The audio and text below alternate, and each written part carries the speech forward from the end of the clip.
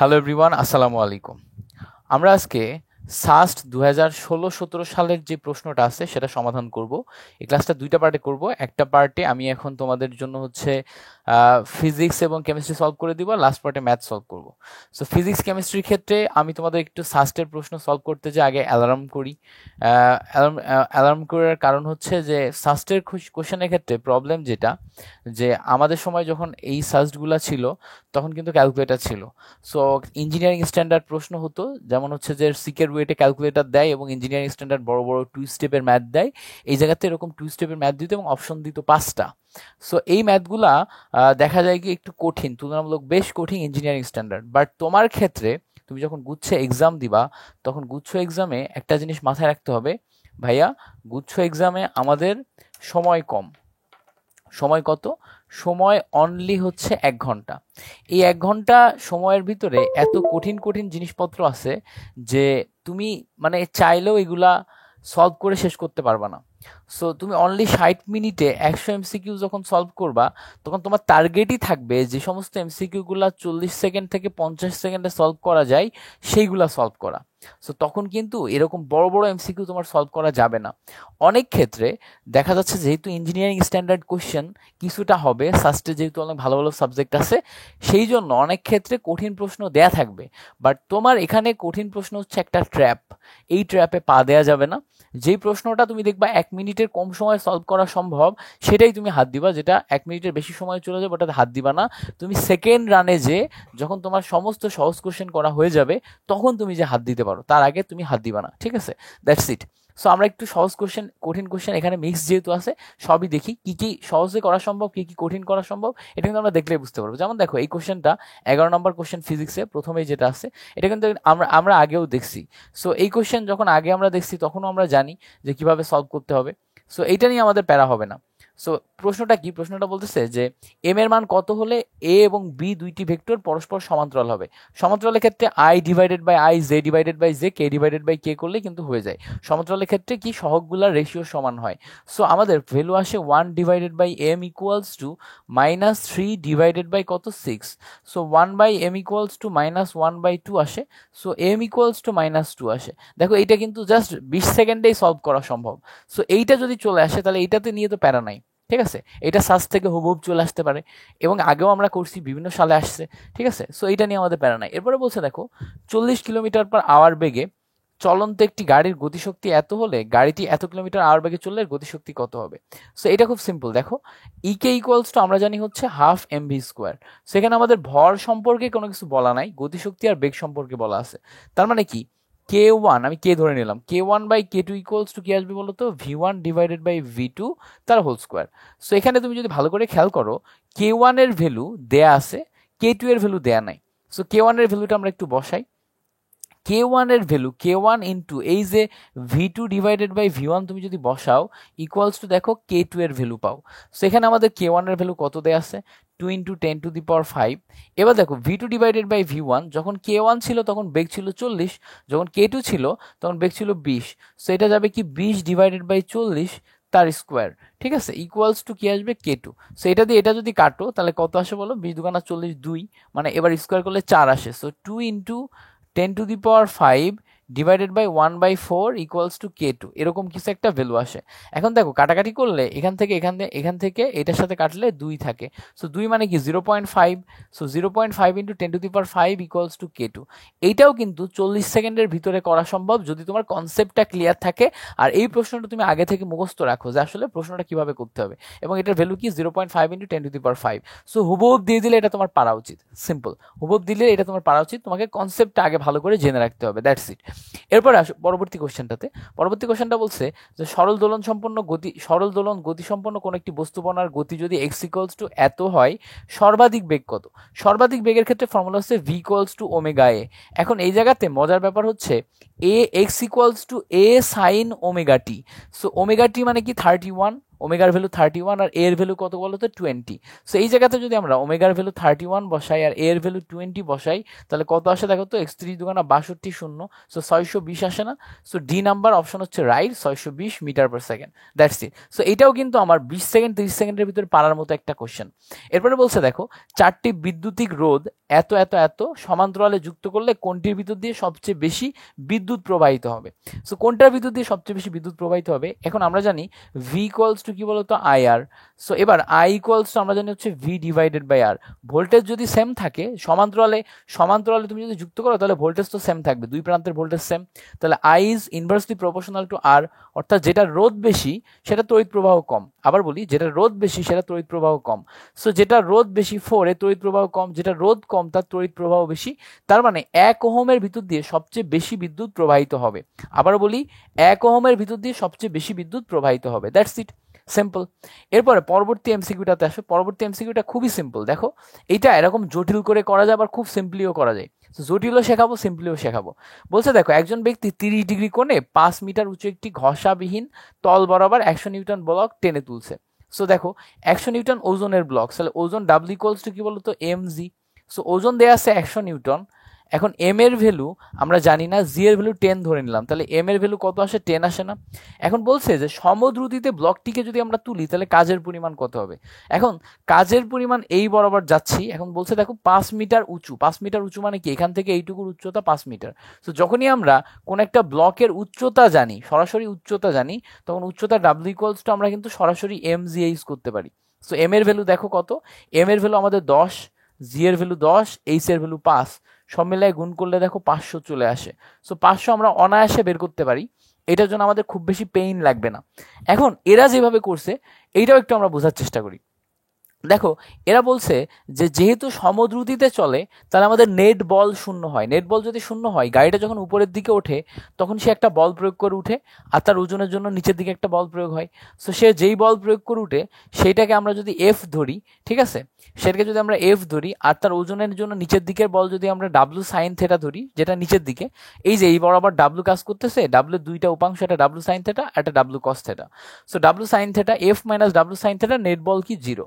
So net বল যেহেতু 0, তাহলে F equals to W sine theta হয়। ডাব্লু এর ভ্যালু 100, সাইন থেটার ভ্যালু হাফ। সো এখান থেকে আমরা 50 পাই।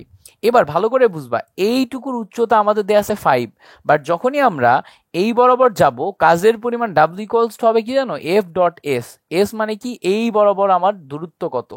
সো তখন আমাদের কি আসবে, এই জায়গায় আমাদের কোণ আছে। সো এই জায়গায় যদি কোণ থাকে তাহলে সাইন থেটা ইকুয়ালস টু কি, লম্ব বাই অতিভুজ। লম্ব মানে এইচ আর অতিভুজ মানে S. So sine 30 equals to আসে হচ্ছে আমাদের এইচ ডিভাইডেড বাই এস। এখন আমাদের এস এর ভ্যালু লাগবে। এস এর ভ্যালু কি বলতো, এস এর ভ্যালু হচ্ছে H divided by sine 30। So F এর ভ্যালু আমরা আগেই বের করে রাখছি 50 ইন্টু কত, উপরে 5 ডিভাইডেড বাই হাফ। সো এইটা যদি ক্যালকুলেশন করো আবার সেই 500ই আসে। সো এইভাবে কিন্তু এটা করা যায়। এবার আসো পরবর্তী এমসিকিউটা দেখি। পরবর্তী এমসিকিউটা বলছে, একটি ধাতুর গোলকের ভর 6 গ্রাম, এটাকে 3 মিটার দৈর্ঘ্য একটি সুতার এক প্রান্তে বেঁধে প্রতি সেকেন্ডে 4 বার ঘুরাও। ঠিক আছে, এখন আমরা জানি এর কৌণিক ভরবেগ কত। কৌণিক ভরবেগ এল ইকুয়ালস টু আমরা জানি হচ্ছে আই ওমেগা। সো আই মানে হচ্ছে কি বলতো, এম আর স্কোয়ার, আর ওমেগা মানে কি বলতো 2π/t বা 2πf লেখা যায়। এখন প্রতি সেকেন্ডে যে কয়বার ঘুরবে সেটাই কিন্তু তার কম্পাঙ্ক। হ্যাঁ, সো এম এর ভ্যালু আমরা জানি হচ্ছে 6, আর এর ভ্যালু দেখো 3 মিটার, সো 3 এর স্কোয়ার, 2π রেখে দিলাম, আর এফ এর ভ্যালু কত, 4। টোটালটা গুণ করতে হবে। এইটা আমাদের ক্যালকুলেটর ছাড়া সম্ভব না, এটা শুধুমাত্র ক্যালকুলেটর দিয়েই সম্ভব। দ্যাটস ওয়াই এইটার যে ভ্যালুটা, এটা ক্যালকুলেটর সহই আসবে। ঠিক আছে, সো এটা দিয়ে দিলে, যেহেতু ক্যালকুলেটর ছাড়া সম্ভব না, সো আমাদের একটু চিন্তা করে দেখতে হবে যেটা আমরা দ্রুত পারবো কিনা, না পারলে স্কিপ। ঠিক আছে, দ্যাটস ইট। সো চলো পরেরটা দেখি। পরেরটা বলতেছে যে ভূপৃষ্ঠের 200 কিলোমিটার ঊর্ধ্বে অভিকর্ষ ত্বরণ কত মিটার পার সেকেন্ড। সো দেখো, ভূপৃষ্ঠের উপরে এটা হচ্ছে আমাদের পৃথিবীর এইটুকু হচ্ছে আমাদের ব্যাসার্ধ আর এইটুকু হচ্ছে আমাদের উচ্চতা এইচ। সো যদি আমরা নির্দিষ্ট একটা উচ্চতায় জি এর ভ্যালু বের করতে চাই, so g prime equals to g into 1 - 2h divided by R করি। 2h ডিভাইডেড বাই r করি, এইটা হচ্ছে আমাদের ফর্মুলা। সো জি এর ভ্যালু দেখো আমাদের 9.8 আগে থেকেই দেয়া আছে। 1 মাইনাস 2h মানে কি, এইচ এর ভ্যালু দেখো 200 মিটার উচ্চতা, আর আর এর ভ্যালু 6400 দেয়া আছে। সো এইটা ক্যালকুলেশন করলেও আমাদের জন্য বের করা একটু টাফ হবে। কেন টাফ হবে? কারণ এটাও আমাদের ক্যালকুলেটর লাগবে। সো এইটা কিন্তু আমাদের বড় একটা ম্যাথ থেকে নেওয়া, অ্যান্ড ক্যালকুলেটর সহ হবে। সো যদি এরকম 200 কিলোমিটার দিয়ে দেয় তাহলে ভ্যালুটা মনে রাখবা যে 9.19 হয়। ঠিক আছে, সাস্টের কোশ্চেন যদি হুবহুব দিয়ে দেয় তাহলে হুবহুব পারবা, আর যদি না দিয়ে দেয় তাহলে তো খুবই ভালো কথা, আমাদের এটা নিয়ে পেইনই খাওয়া লাগতেছে না। That's it. চলো আমরা পরবর্তী এমসিকিউটাতে যাই। পরবর্তী এমসিকিউটাতে বলতেছে যে বায়ুকে রুদ্ধতাপে প্রসারিত করলে আয়তন 5 গুণ হয়। রুদ্ধতাপে প্রসারিত মানে কি? রুদ্ধতাপে প্রসারিত মানে কিন্তু এই জায়গাতে আমাদের হচ্ছে পিভি টু দি পাওয়ার গামার যে ফর্মুলাটা আছে সেটা আসবে, এটা কিন্তু সমষ্ণ প্রক্রিয়ার ফর্মুলা আসবে না। সো রুদ্ধতাপে প্রসারণ মানেই আমাদের হচ্ছে গামার ভ্যালু আসবে। So PV to the power gamma equals to কনস্ট্যান্টের ফর্মুলায় যদি আমরা যাই, P1 V1 to the power gamma equals to P2 V to the power gamma, এ হচ্ছে আমাদের formula. So P1 divided by P2 equals to আমাদের আসবে হচ্ছে V2 divided by V1 to the power gamma, এটা। এখন এখানে আমরা যদি ভালো করে খেয়াল করি যে রুদ্ধতাপে প্রসারিত করলে আয়তন 5 গুণ হয়, সো ইনিশিয়াল আয়তনের তুলনায় 5 গুণ হয়ে যাচ্ছে। সো উপরে দেখো 5V1 ডিভাইডেড বাই V1 এরকম কিছু একটা আসে to the power gamma. So V1 কেটে যায়, গামার ভ্যালু আমরা যদি বসাই, গামার ভ্যালু কি হবে? এখানে আমাদের গামার ভ্যালু দেয়া আছে 1.4। ঠিক আছে, সেখানে আমরা গামার ভ্যালু 1.4 বসিয়ে তারপরে ম্যাথটা সলভ করব। অ্যান্ড দেন আমরা যদি সামনে আগাই, দেখি আমরা কি আসে। এই জায়গাতে আমাদের প্রাথমিক চাপ 1 অ্যাটম বলছে। সো তাহলে P2 ইকুয়ালস টু কত আসবে? P2 ইকুয়ালস টু আসবে হচ্ছে প্রাথমিক চাপ 1 অ্যাটম যেহেতু। সো এই জায়গাতে আমরা উল্টাই দিলে 1/5 তার পাওয়ার হচ্ছে 1.4 আসবে, অ্যান্ড প্রাথমিক চাপ 1 অ্যাটম। সো 1/5 এর জন্য যেই ভ্যালুটা আসে সেটাই আসবে। সো টোটাল মিলে ক্যালকুলেশন করলে 1.6 ইন্টু 10 টু দি পাওয়ার 4 আসে। ঠিক আছে, 1.6 ইন্টু 10 টু দি পাওয়ার 4 এটা আসে হচ্ছে আমাদের টোটাল ভ্যালু। বাট এটাও হচ্ছে আমাদের ক্যালকুলেটর ছাড়া করা সম্ভব না, এগুলো ক্যালকুলেটর সহই ইঞ্জিনিয়ারিং এর ম্যাথ, বুঝছো? That's it. পরেরটা তো একদম পিওর ইঞ্জিনিয়ারিং এর ম্যাথ। দেখো আমি দেখাইলে বুঝতে পারবা। দেখো প্রথমে যে ম্যাথগুলো দিছিল ওগুলা কিন্তু আমাদের জেনারেল ম্যাথ ছিল, জেনারেল মুখে মুখে করা সম্ভব ছিল, বাট এখন আর কিন্তু মুখে মুখে সম্ভব না। যেমন দেখো এটা একটা 2 স্টেপের ম্যাথ, একটা কার্নো ইঞ্জিনে 27 ডিগ্রি সেন্টিগ্রেড তাপমাত্রায় তাপগ্রাহকের কর্মদক্ষতা এত থাকে। এখন বলছে যদি আমরা কর্মদক্ষতা বাড়িয়ে 60% করি তাহলে এর তাপ উৎসের তোমার উৎসের তাপমাত্রা কত ডিগ্রি বাড়াতে হবে। সো ব্যাপারটা বুঝবা, আমাদের eta equals to 1 minus T2 by T1। T1 হচ্ছে আমাদের উৎসের তাপমাত্রা, T2 হচ্ছে গ্রাহকের তাপমাত্রা। T2 যত বাড়াবা তত 1 থেকে মাইনাস হয়ে যাবে, 1 থেকে মাইনাস হলে আমাদের ইটার ভ্যালু কমে যায়। ঠিক আছে, আর T1 যত বাড়াবা তত এই টোটাল ভ্যালুটা কমবে, তত আমাদের 1 এর ভ্যালু বেড়ে যাবে। 1 এর ভ্যালু বেড়ে গেলে কি হবে? আমাদের কর্মদক্ষতা বাড়বে। সো কর্মদক্ষতা যদি বাড়াতে হয় তাহলে T1 এর ভ্যালু বাড়াতে হবে। এখন ইনিশিয়ালি কর্মদক্ষতা 50 ছিল, 50 divided by 100, so 1 minus T2 by T1। So T2 কত আমরা জানি না, T1 এর ভ্যালু দেখো তাপ উৎসের তাপমাত্রা বা তাপ গ্রাহকের তাপমাত্রা দেওয়া ছিল, আচ্ছা উৎসের না তাপ গ্রাহকের তাপমাত্রা, উৎসের T1, গ্রাহকের তাপমাত্রা দেখো 27 ডিগ্রি দেওয়া ছিল। 27 মানে কত যাবে? এটা আসবে হচ্ছে 273 করলে 300। সো এই জায়গা থেকে আমরা অনায়াসে বের করতে পারি কিসের তাপমাত্রা? আমরা হচ্ছে T1 এর তাপমাত্রা বের করতে পারি। So 300 divided by T1 equals to 1 minus 50 divided by 100। So এই জায়গা থেকে আমরা কি পাই? নিচে পাই 100 মাইনাস 50। সো এখানে কিন্তু আমরা 50 ডিভাইডেড বাই 100ই পাই। সো T1 এর ভ্যালু আমরা যদি আড়াআড়ি গুণ করি, T1 ইকুয়ালস টু আমরা 300 ডিভাইডেড বাই 100 ইন্টু 50 পাই। ঠিক আছে, সো 300 ডিভাইডেড বাই 100 ইন্টু 50, না এটা আমি উল্টা করছি হয়তো, 50 নিচে আর 100 উপরে। সো এই জায়গা থেকে আমরা টোটাল ভ্যালু পাই হচ্ছে 600। ঠিক আছে, 600। এখন 600 যখন আমরা পাচ্ছি তখন এবার আমরা পরবর্তীতে T2 আর T3 মানে নতুন উৎসের তাপমাত্রা বের করলে 750 আসে, অ্যান্ড এখান থেকে আমরা 150 তোমার হচ্ছে বৃদ্ধিটা বের করতে পারি, কতটুকু পরিমাণ বাড়ে সেটা আমরা বের করতে পারি। সো এই জায়গা থেকে 150 বলা যায়, বাট এটা একটা 2 স্টেপের ম্যাথ, ইজিলি বের করা সম্ভব না, এটা একটা ফাঁদ। এইটাতে তুমি যখনই করতে যাবে তোমার 1-1.5 মিনিট সময় লেগে যাবে। 1-1.5 মিনিট সময় লাগা মানেই তুমি কিন্তু জিএসটিতে, স্পেসিফিকভাবে জিএসটির এক্সাম স্ট্র্যাটেজিতে কখনোই প্রশ্ন পড়ে শেষ করতে পারবে না। সো এই টাইপের ম্যাথগুলো একটু অ্যাভয়েড করাটা বেটার, যতই তুমি পারো। তোমার পরীক্ষার হলে মনে হবে যে তোমার এটা করা উচিত, বাট যদি তুমি দেখো যে 1 রান বা ফার্স্ট রান কমপ্লিট করার পরে যে তারপরে তোমার হাতে সময় আছে, তখন তুমি এটা অ্যাটেম্প্ট করো, তার আগে অ্যাটেম্প্ট করো না। That's it. এরপরে দেখো একটা সমান্তরাল পাত ধারকের পাতের ক্ষেত্রফল দেয়া আছে। পাতদ্বয়ের মধ্যবর্তী দূরত্ব দেয়া আছে, বলছে টোটাল চার্জের পরিমাণ কত। এখন আমরা চার্জ কিউ ইকুয়ালস টু আমরা জানি হচ্ছে সিভি, সি ইকুয়ালস টু আবার হচ্ছে epsilon A divided by D. So এখানে দেখো এ এর ভ্যালু দেয়া, ডি এর ভ্যালু দেয়া, অ্যাপসাইলনের ভ্যালু আমরা জানি 8.854 × 10⁻12। সো এই ভ্যালুটা ক্যালকুলেটর ছাড়া কোনোভাবেই সম্ভব না। সো প্রথমে তোমার এখান থেকে সি এর ভ্যালু বের করতে হবে, তারপরে দেখো ভোল্টেজ দেয়া আছে, ভোল্টেজ দিয়ে গুণ করতে হবে, তাহলে তুমি কিউ পেয়ে যাবা। অ্যান্ড ক্যালকুলেশনটা দেখো ইয়া বড়। সো এইটাও আমাদের ক্যালকুলেটর ছাড়া সম্ভব না। অ্যান্ড দেখো এখানে নো কারেক্ট অ্যান্সার, সো এটা একটা ফাঁদ ছিল, ঠিক আছে। সো এই টাইপের ফাঁদগুলো আমরা অ্যাভয়েড করব। এরপরে বলছে দেখো একটা ইলেকট্রন এত দ্রুতিতে গতিশীল হলে চলমান ভর কত। তো চলমান ভর এম ইকুয়ালস আমরা জানি হচ্ছে M not divided by √1 - v²/c²। So v² 0.99 c divided by c, টোটালটা স্কোয়ার, সি কেটে যায়, 0.99 এর স্কোয়ার হয়, ঠিক আছে। সো দ্যাটস ইট, এইটা থাকে। সো এইভাবে কাটাকাটি করে এইটা হচ্ছে ক্যালকুলেটর ছাড়া কোনোভাবেই ক্যালকুলেশন তুমি মিলাইতে পারবা না। সো এইটা আসবে হচ্ছে 6.6 × 10⁻34 কেজি। সো নিয়মগুলো শিখে রাখবা, যদি ভ্যালু সহজ দেয় তাহলে তো মিলবে, আর যদি সহজ না দেয় তাহলে মিলবে না। এখানে এমন যদি কোনো ভ্যালু থাকে যেটা মিলে যাবে, যেটা মেলানো সম্ভব, সেটার জন্য ঠিক আছে, ঠিক আছে। বাট যদি ওটা না থাকে তাহলে তো মেলানো সম্ভব না, তাই না। সো ওই টাইপের ভ্যালুগুলোর জন্য আমরা কাজ করব না, আমরা যেই টাইপের ভ্যালুগুলোর সাথে মেলানো সম্ভব ওগুলা নিয়েই কাজ করব, কেমন। That's it. এবার আসো আমরা পরবর্তী এমসিকিউটাতে যাই, যে 10 কিলোভোল্ট বিভব পার্থক্য প্রয়োগ করলে স্থির অবস্থা থেকে একটি ইলেকট্রনের চূড়ান্ত বেগ কত হবে। সো এই জায়গাতে আমাদের ভালো করে বুঝতে হবে আমাদের চূড়ান্ত বেগ আমরা জানি EV equals to half mv²। যখন আমরা ভোল্টেজ নিয়ে কাজ করব তখন আমরা ইভি নিব, হ্যাঁ, যখন আমরা ভোল্টেজ নিয়ে কাজ করবো তখন আমরা ইভি নিব। এটা কোনটার ক্ষেত্রে বলো তো, ওই যে একটা ইলেকট্রনের একটা হচ্ছে পাতের উপরে যদি আমরা বাইরে থেকে আলোক রশ্মি দিই, তাহলে একটা নির্দিষ্ট ভোল্টেজের কারণে ইলেকট্রন এখান থেকে একটা নির্দিষ্ট বেগে গতিশীল হয়। সো এই জায়গাতে ইভি আসে। সো ইভি এর ক্ষেত্রে ই এর ভ্যালু হচ্ছে 1.6 × 10⁻19, আর ভি এর ভ্যালু দেখো এখানে দেয়া আছে কত, 10 কিলোভোল্ট। So 10 × 10⁻³ kilovolt. এইটা দেয়া যখন থাকবে তখন আমরা এখানে পরবর্তীতে লিখতে পারবো হাফ mv², ঠিক আছে। সো এই জায়গা থেকে ভি এর ভ্যালু কিভাবে বের করবো, এই 2 এসে এই সাইডে গুণ হবে, এম নিচে ভাগ হবে, আর ভি এর জন্য রুট হবে। এই টোটালটা ক্যালকুলেশন করলে তুমি ভ্যালু পাবা। বাট টোটাল ক্যালকুলেশন কি ইজি? ভাইয়া মোটেও ইজি না। এটা করলে তারপর তুমি লিখবে, বাট এটা ক্যালকুলেটার প্রয়োজন, ঠিক আছে। এটাও একটা ফাঁদ। অ্যান্ড দেন বলছে পরবর্তীতে একটা রেডনের 60% ক্ষয় হতে কতদিন সময় লাগবে।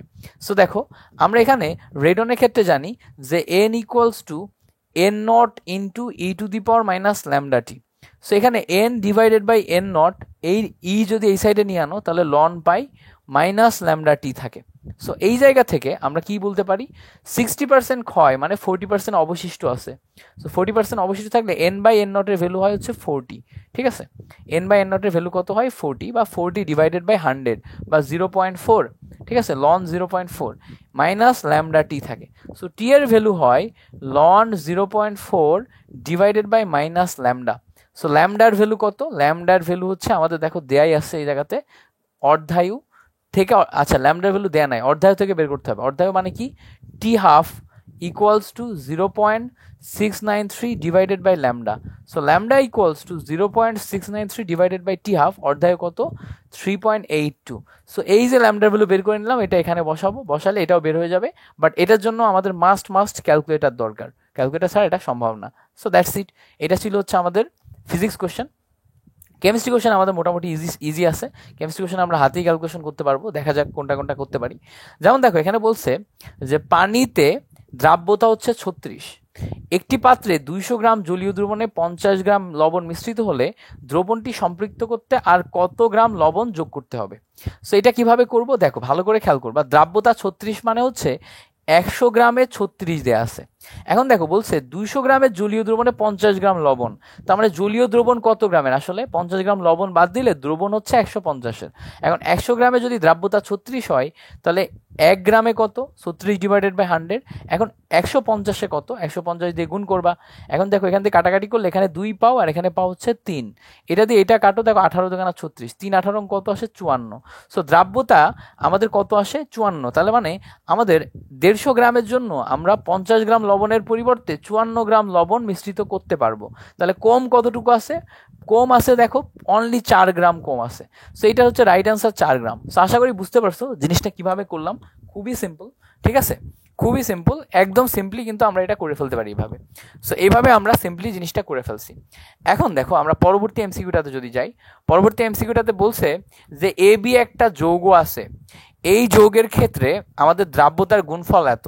সো এ বি যৌগ মানে হচ্ছে এর জন্য একটা এস আসবে, বি এর জন্য একটা এস আসবে, এসি স্কোয়ার আসবে দ্রাব্যতার গুণফল। So AC square equals to আমাদের দ্রাব্যতার গুণফলের ভ্যালু কত, 4 × 10⁻⁻10। সো এস ইকুয়ালস টু কত আসবে, রুটের নিচে 4 × 10⁻10। সো কত আসবে, 2 × 10⁻5। এইটা আসবে হচ্ছে আমাদের মোল পার লিটার ইউনিটে। বাট দেখো এখানে আমাদের আণবিক ভর দেয়া আছে, 2 × 10⁻5 আমাদের অপশনে কোথাও নাই। সো তার মানে আমাদের বুঝতে হবে যে আণবিক ভর দেয়া থাকলে এই মোলকে আমাদের ভরে কনভার্ট করতে হবে। সো দেখো মোলকে ভরে কনভার্ট করতে গেলে আমরা জানি n equals to W/m।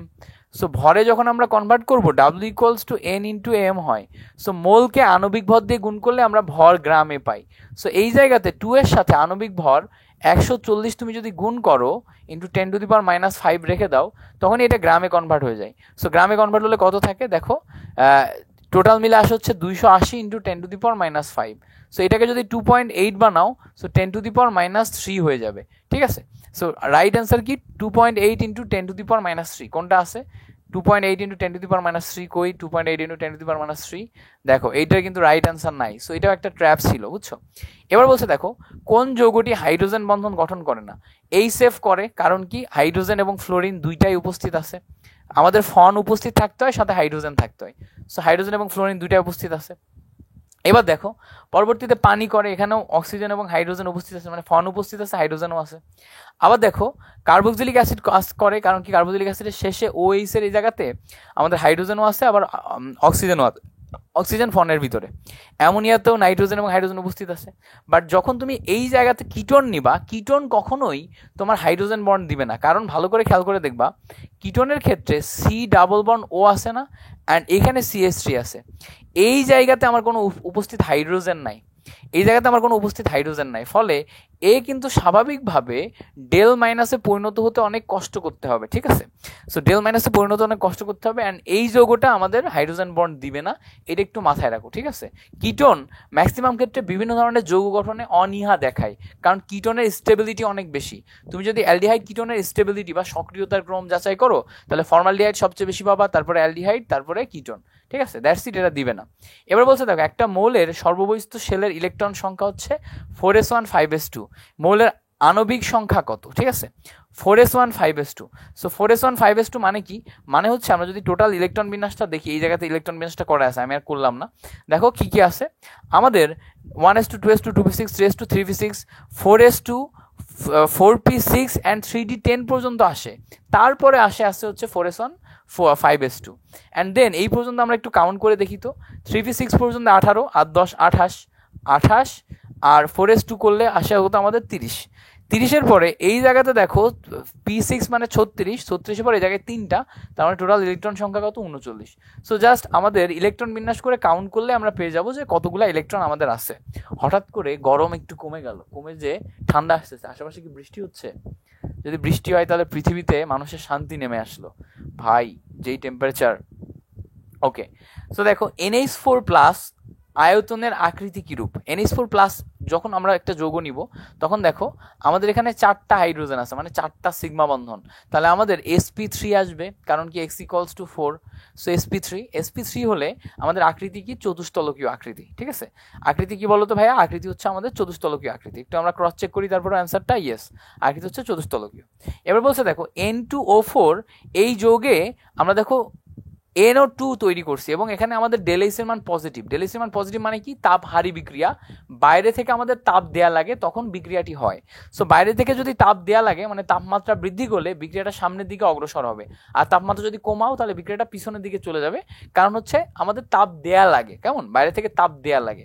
So দেখো বাইরে থেকে যখন তাপ দেয়া লাগে তখন তাপমাত্রা বৃদ্ধি করলে সামনের দিকে অগ্রসর হয়, তাপ যদি কমাও তাহলে পিছনের দিকে অগ্রসর হয়। তাহলে বলছে কোন পদক্ষেপ নিলে বাম দিকে স্থানান্তরিত হবে, অবশ্যই তাপমাত্রা কমালে। হয়। তাহলে দেখো তাপ উৎপাদী তাপহারী বিক্রিয়ার ক্ষেত্রে এই ঘটনাগুলো তুমি যদি বুঝো তাহলে ইজিলি বুঝতে পারবা যে কি ঘটবে। এবার বলছে দেখো এগুলো কিন্তু সিম্পল এমসিকিউ, ফার্স্ট ইয়ার শিখতো কি হয়েছে, সিম্পলি পারা যায়। বলছে টলেন বিকারক দ্বারা নিচের কোন যুগল যৌগটি পার্থক্য করা যায়? অবশ্যই অ্যালডিহাইড কিটোন পার্থক্য করা যায় হচ্ছে টলেন বিকারক দ্বারা।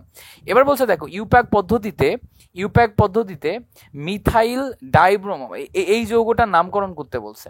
তো দেখো এই জায়গায় অ্যালকোহল আছে, সো এদিক থেকে নাম্বারিং হবে 1 2 3 4 যেদিক থেকে কাছে হয়। সো দেখো তো 3 নম্বর এবং 4 নম্বরে আমাদের ব্রোমিন আছে না, সো 3 4 ডাইব্রোমো। এবার দেখো বিউটেন থেকে বিউটানল 2 হবে, 2 নম্বরে ওল আছে, সো 3 4 ডাইব্রোমো 2 বিউটানল বা বিউটানল 2 যেটাই লিখো। সো রাইট অ্যান্সার হচ্ছে অপশন বি। এভাবে যৌগ দেখে আমাদের নামকরণ মিলাইতে হয় কোনটার সাথে সবচেয়ে বেশি মিলে। এবার দেখো আমাদের বলছে যে এ এবং বি দুইটা যৌগ, যেটাতে আমাদের কার্বন ডাইঅক্সাইড এবং মিথেন দিয়ে পূর্ণ করা আছে। দুইটা পাত্রে যদি আমরা চাপ সমান নিলে আমাদের হচ্ছে এর আয়তন এত হলে বি এর আয়তন কত।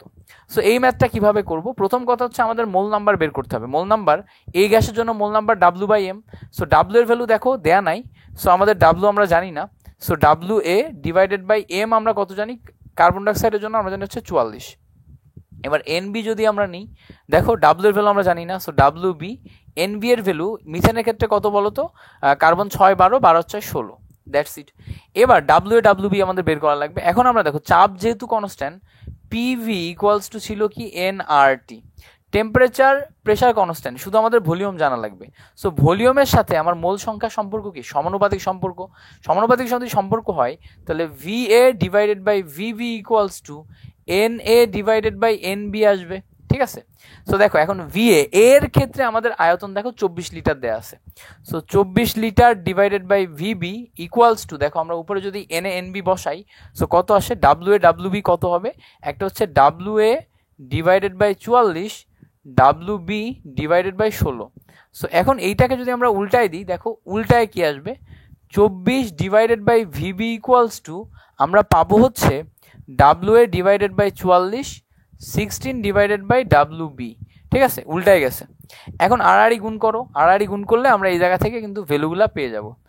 WA/WB VA/VB কোনটার আয়তন কত লিটার সব কিছুই আমরা এখান থেকে পেয়ে যাব। সো এই জায়গা থেকে এবার এই জায়গাতে আমাদের আরো একটা জিনিস কিন্তু বলছে, সমভরের বলছিল, ঠিক আছে। সমভরের মানে কি? WA/WB সমান। সো এই জায়গা থেকে এখন আমরা VB এর ভ্যালু কিভাবে বেরবো? আড়াআড়ি গুণ করলেই হয়ে যাচ্ছে 24 × 44 ডিভাইডেড বাই কত আসবে? 16। সো এই জায়গাতে কাটাকাটি করলে আমাদের পুরো উত্তরটা মিলে যাবে এবং সেটা আসবে কত? 66। এইটা হ্যান্ড ক্যালকুলেশন তোমরা করবা, আমি টোটালটা দেখাই দিলাম। এবার বলছে দেখো যে পরবর্তী কোশ্চেন CCl4 ব্রোমিন 2। দেখো ব্রোমিনের লাল বর্ণের দ্রবণের সাথে যদি কার্বন টেট্রাক্লোরাইড নাও তাহলে এটা হচ্ছে অসম্পৃক্ততা পরীক্ষার জন্য ব্যবহার করা হয়। এটাকে ব্রোমিন দ্রবণ পরীক্ষা বলে। ব্রোমিন দ্রবণে অসম্পৃক্ততা পরীক্ষা। ব্রোমিন দ্রবণ পরীক্ষা মানে কি? অসম্পৃক্ততা কার্বন কার্বন ডাবল বন্ডে দেয় না? কার্বন কার্বন ডাবল বন্ড মানে এখানে আমাদের খুঁজতে হবে কোনো একটা ডাবল বন্ড আছে কিনা। সো প্রোপিন মানে কি? এটা অবশ্যই কার্বন কার্বন ডাবল বন্ড, তার মানে কি রাইট আনসার কি হবে? বি। এটা হচ্ছে অসম্পৃক্ততার পরীক্ষা। এবার বলছে কোনটি হেটারোসাইক্লিক অ্যারোমেটিক যৌগ নয়? সো এই জায়গাতে একটু মনে রাখবা, পাইরোল একটা হেটারোসাইক্লিক অ্যারোমেটিক যৌগ, ফিউরান একটা হেটারোসাইক্লিক অ্যারোমেটিক যৌগ, থায়োফিন, পিরিডিন সবগুলো একটা হেটারোসাইক্লিক অ্যারোমেটিক যৌগ। 4টা হেটারোসাইক্লিক অ্যারোমেটিক যৌগের নাম আমাদের মুখস্থ করতে হয়, 4টাই দেখো এখানে দেয়া আছে। এই 4টা সংকেত সহ পারলে মনে রাখবা। সংকেত যদি বইতে খুঁজে না পাও তাহলে গুগল করে এই 4টা মনে রাখবা, ঠিক আছে। এবার এইটা হচ্ছে আমাদের হেটারোসাইক্লিক নয়, তাহলে রাইট আনসার এটা হবে। এবার বলছে দেখো নিচের কোনটি CFC নয়? CFC-তে আমাদের ক্লোরিন ফ্লোরিন থাকবে। CFC মানে ক্লোরোফ্লোরোকার্বন। সো CFC-তে ক্লোরিন, হাইড্রোজেন, ফ্লোরিন এই সবগুলা থাকবে। যদি কোনোটাতে ফ্লোরিন না থাকে তাহলে সেটা হচ্ছে আমাদের হবে, তাহলে সেটা কিন্তু আমাদের হবে না।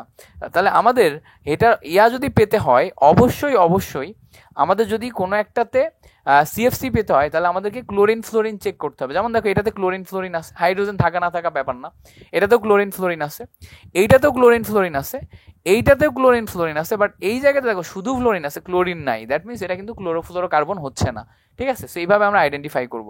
এবার বলছে কোন যুগল জৈব যৌগ থেকে অ্যাস্টার তৈরি করা যায়? অ্যাস্টার তৈরি করা যায় সবসময় মনে রাখবা যে কার্বক্সিলিক অ্যাসিড এবং অ্যালকোহল যদি একসাথে যোগ হয় তাহলে এখান থেকে পানি অপসারণ হয়ে অ্যাস্টার তৈরি হয়। COOR অ্যাস্টার তৈরি হয়। তাহলে কার্বক্সিলিক অ্যাসিড এবং অ্যালকোহল, জৈব অ্যাসিড এবং অ্যালকোহল থেকে অ্যাস্টার তৈরি করা যায়। এবার বলছে দেখো এইটা খুব ইম্পর্টেন্ট একটা কোশ্চেন, অনেকগুলা নিয়ম আছে, সাস্টের কোশ্চেন তো একটু ট্রিকি তো হবেই।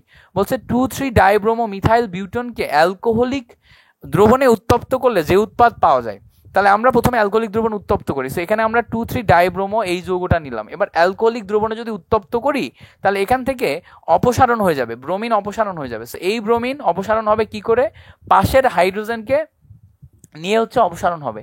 সো পাশের হাইড্রোজেনকে নিয়ে অপসারণ যখন হবে তখন এই যে পাশের হাইড্রোজেন কোথায় অপসারণ করবে, এটা হচ্ছে তেলা মাথায় তেল দেয়া আর গরিবকে গরিব বানানো। সো যেই জায়গাতে হাইড্রোজেন কম আছে সেখান থেকে হাইড্রোজেন অপসারণ করবে, ঠিক আছে। সো হাইড্রোজেন কম আছে কোনটা আমরা একটু দেখি, এই জায়গাতে CH থাকলো, এই জায়গাতে দেখো হাইড্রোজেন একটা আছে আর এখানে হাইড্রোজেন, পাশের কার্বন হাইড্রোজেন 3টা ছিল। সো যার হাইড্রোজেন কম আছে তার থেকে আমরা হাইড্রোজেন নিব, এটা হচ্ছে আমাদের সাইজেভের নীতি। সো এই জায়গা থেকে হাইড্রোজেন নিব, নিয়ে ব্রোমিন হাইড্রাইড বের হয়ে যে এই জায়গাতে আমাদের ডাবল বন্ড আসবে। সো দেখো এই জায়গাতে ডাবল বন্ড আসছে, এই জায়গা থেকে হাইড্রোজেন বের হয়ে গেছে। এরপরে বলছে হাইড্রোজেন ব্রোমাইডের উপস্থিতিতে আবার যদি আমরা সংযোগ করি, এখন হবে কি মার্কোনিকভ নীতি। মার্কোনিকভ নীতি কি বলছে, যেখানে হাইড্রোজেন বেশি আছে সেখানে হাইড্রোজেন দাও। তাহলে হাইড্রোজেন ব্রোমাইড যদি যোগ করো তাহলে হাইড্রোজেন বেশি এই যৌগে আছে, তাহলে এখানে দিবা হাইড্রোজেন, এখানে যাবে ব্রোমিন। তাহলে এই জায়গায় ব্রোমিন গেলে দেখো এই যৌগের নিচে ব্রোমিন চলে আসে, এখানে চলে আসে হাইড্রোজেন।